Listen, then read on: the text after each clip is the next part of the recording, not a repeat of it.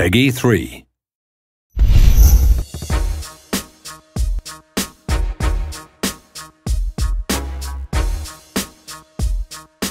When I first got in the league, there's a lot of tough guys, at least from my perspective, because once again, I considered myself the lowest on the totem pole, and I had to learn. So I looked at every experience as a learning experience.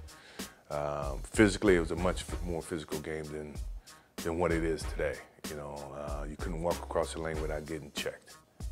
Or the screens, illegal screens, holding. You always had to pay a price. Be it if you were aggressive and you were a gun-ho guy and you go in with the understanding that I'm gonna get hit. I'm gonna pay the price, but that's a part of the game. I'm not gonna be afraid to go inside. Those are types of things that these kids don't even have a clue of how we had to grow up or how we had to play. The people that influenced my basketball skills when I was growing up as I was watching NBA, Walter Davis, Dr. J, David Thompson. Dr. J's style, it was something that I absolutely loved because of the way he can handle the basketball with his one hand. He can move the ball. I had big hands.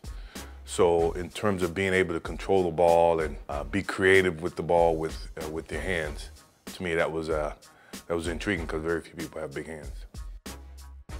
Are there rules to talking trash?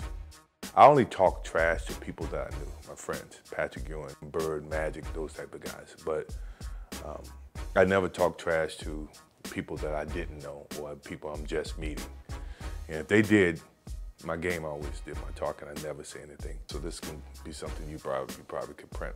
I'm playing in my camp against O.J. Mayo. He was a top high school kid coming out, and I never met him first time. In front of my camp, he starts this thing about, you can't guard me, you can't do this. I got my campers here, so obviously I can't really go where I want to go because of all my camp. So I stop the camp, send the kids to bed. We go back to playing.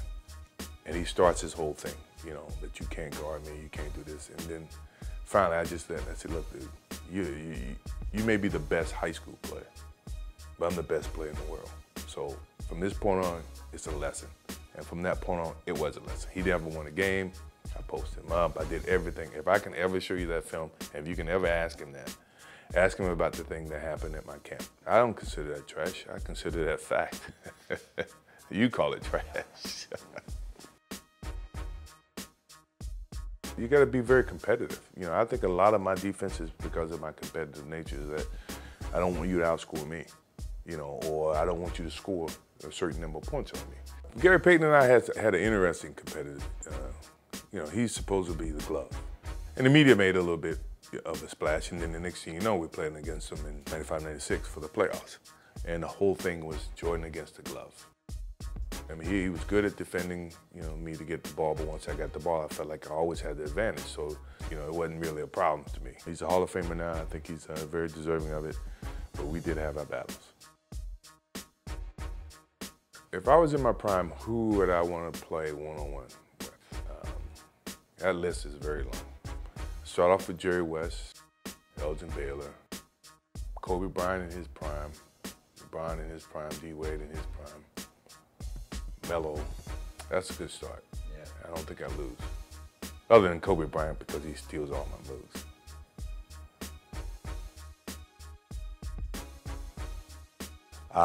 No.